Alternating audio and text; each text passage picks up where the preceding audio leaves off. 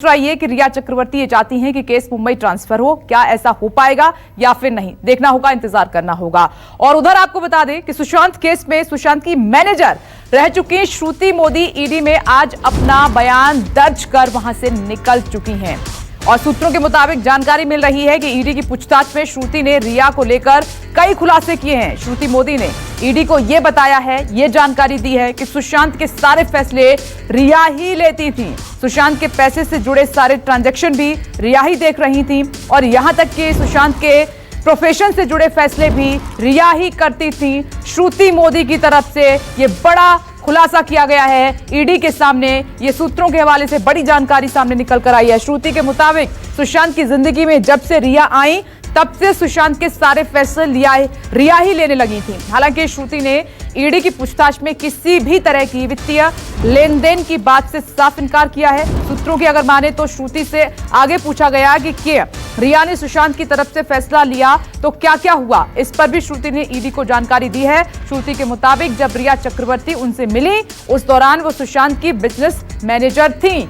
देखिए इस वक्त की बड़ी खबर, ईडी मनी लॉन्ड्रिंग के मामले में लगातार पूछताछ कर रही है और श्रुति मोदी की तरफ से ये बड़ी जानकारी ईडी को दी गई है।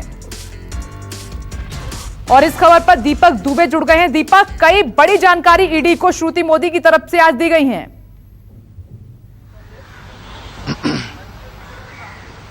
जी, आपको बता दें कि तीसरी बार श्रुति मोदी से इस पूरे मामले में ईडी पूछताछ कर रही है। कल भी श्रुति मोदी को बुलाया गया था जहां पर लंबी पूछताछ की गई थी और उनका बयान दर्ज किया गया था। आज तकरीबन 5 घंटे का बयान ईडी के अधिकारियों के द्वारा श्रुति मोदी का दर्ज किया गया है, जहां पर उनके द्वारा ईडी के अधिकारियों को बताया गया है कि सुशांत से जुड़े हुए फैसले जो भी होते थे वो रिया चक्रवर्ती ही लिया करती थी। यहाँ तक कि यह भी कहा गया है कि रिया की जिंदगी में आने के बाद के तमाम जो फैसले हैं, सुशांत की जिंदगी में आने के बाद जितने भी फैसले हैं वो रिया ने लिए, चाहे वो पैसे से जुड़े हों या फिर प्रोफेशन से जुड़े हों, तो सभी में कहीं ना कहीं रिया की दखलंदाजी एक तरह की कहें तो पूरी सुशांत की जिंदगी में थी। और ये बात श्रुति ने अपनी बयान में ईडी को बताई है। अब तक के जो बयान दर्ज किए गए हैं बिहार पुलिस के द्वारा नौकरों के या अन्य लोगों के, उसमें भी इस बात का खुलासा हुआ है और बयान में ये बातें सामने आई हैं कि रिया से सुशांत से जुड़े हुए फैसले की जिम्मेदारी या फिर कहें कि जितने भी फैसले लिए जाते थे वो रिया के द्वारा लिए जाते थे। ऐसे में 5 घंटे की बयान श्रुति मोदी ने ईडी अधिकारियों के सामने दर्ज कराया है। मीतू सिंह की अगर बात की जाए तो मीतू सिंह इस वक्त ईडी दफ्तर में मौजूद हैं। अधिकारियों के द्वारा लगातार उनसे पूछताछ की जा रही है, उनका बयान दर्ज किया जा रहा है। मीतू सिंह का बयान इसलिए बहुत महत्वपूर्ण है और इस आधार पर दर्ज किया जा रहा है कि किस तरह से जब 8 तारीख को जो सुशांत सिंह राजपूत और रिया चक्रवर्ती के बीच में जो झगड़ा हुआ था, जिसके बाद रिया सुशांत का घर छोड़कर चली गई थी, उस दौरान रिया के द्वारा मीतू को फोन किया गया था और सारी बातें बताई गई थी उस झगड़े को लेकर। उसके बाद मीतू सिंह उस दिन सुशांत के घर नहीं पहुंच पाई थी, लेकिन दूसरे दिन जब पहुंचती हैं तो सुशांत ने भी रिया और अपने रिश्तों को लेकर। मीतू सिंह की भी हम बात करेंगे, लेकिन अभी जो श्रुति मोदी की तरफ से खुलासे किए गए हैं, जो काफी अहम जानकारी ईडी के साथ शेयर की गई है, साझा की गई है, उससे तो यही मालूम पड़ता है कि सुशांत की चाहे वो प्रोफेशनल लाइफ हो या पर्सनल लाइफ हो, रिया चक्रवर्ती की पूरी दखलंदाजी थी।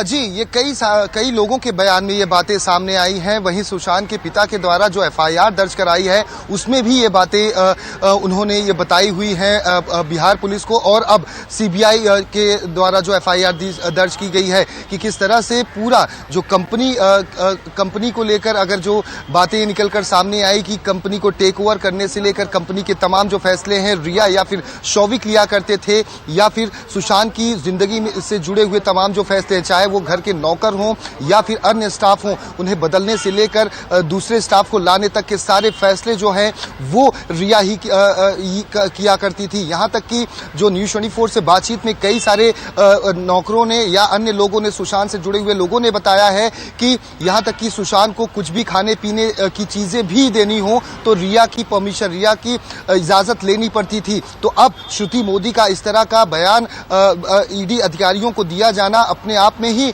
यह बताने की कोशिश है कि रिया की दखलंदाजी सुशांत की लाइफ में या फिर उनके प्रोफेशन से लेके उनके फाइनेंशियल ट्रांजैक्शन या पैसों को लेकर उनकी कितनी पकड़ थी सुशांत की जिंदगी में, ये सारी बातें कहीं ना कहीं इस ओर इशारा कर रही हैं। जिस तरह के परिवार के आरोप दखलंदाजी सामने निकल कर आ रही है, जो अब तक स्टेटमेंट दर्ज हुई। यहाँ बने रहे मेरे साथ, मैं लौटूंगी। और उधर आपको बता दें कि सुशांत केस में सुशांत की बहन मीतू सिंह से भी ईडी पूछताछ लगातार कर रही है। आज ईडी मीतू का भी बयान दर्ज कर रही है। दरअसल मीतू को इसीलिए बुलाया गया है क्योंकि रिया जब सुशांत का घर छोड़कर 8 जून को वहां से निकली थी, तब से लेकर 12 जून तक मीतू ही सुशांत के घर में रह रही थी। और ऐसे में ईडी मीतू से कई सवाल पूछ सकती है। सूत्रों की माने तो ईडी जानना चाहती है, सवाल ये हैं, कई सवालों के जवाब मीतू सिंह से जानना चाहती है ईडी। अब आपकी टीवी स्क्रीन पर पहला सवाल ये कि क्या सुशांत ने रिया की कोई जानकारी मीतू को बताई थी? और दूसरा अहम सवाल, क्या सुशांत ने रिया से किसी भी तरह के झगड़े का जिक्र उनसे किया था? ये ईडी के सवाल मीतू सिंह से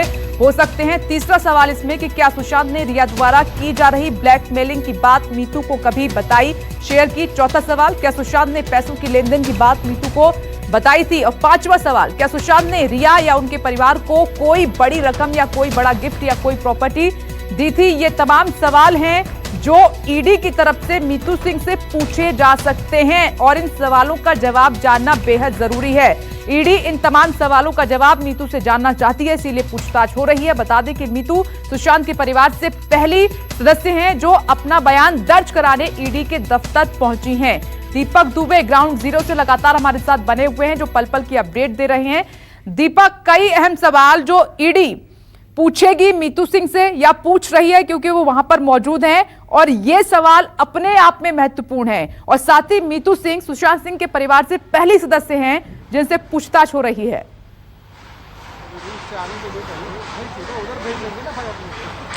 जी, आपको बता दें, जब रिया चक्रवर्ती और सुशांत का झगड़ा हुआ था 8 तारीख को, उसके बाद रिया घर छोड़कर चली गई थी, लेकिन मीतू बाद में पहुंचती हैं सुशांत के घर और उनसे बातचीत करती हैं। वो उस दिन से लेकर 12 जून तक मीतू सिंह सुशांत के साथ रहती हैं और इस दौरान सुशांत के द्वारा बहुत सारी बातें मीतू को बताई जाती हैं, रिया और रिया से जुड़े हुए उनके परिवार के लोगों के बारे में कि किस तरह से सुशांत सिंह राजपूत इस रिश्ते से खुश नहीं है। लगातार रिया के द्वारा उन्हें ब्लैकमेल किया जा रहा है और उन्हें धमकी दी जा रही है। यहाँ तक कि ये बात भी कई सारे बयानों में सामने आई कि जो सुशांत थे वो फिल्म इंडस्ट्री से थोड़ी दूरियां बनाकर केरल में जाकर फार्मिंग करना चाहते थे। उस दौरान भी रिया की तरफ से मना किया गया था कि आप ऐसा कदम नहीं उठा सकते हैं, अगर ऐसा कदम उठाते हैं तो आपकी जो मेडिकल रिपोर्ट है वो सार्वजनिक कर दी जाएगी मीडिया में। ऐसे में कई सारी ऐसी बातें थी जिसको लेकर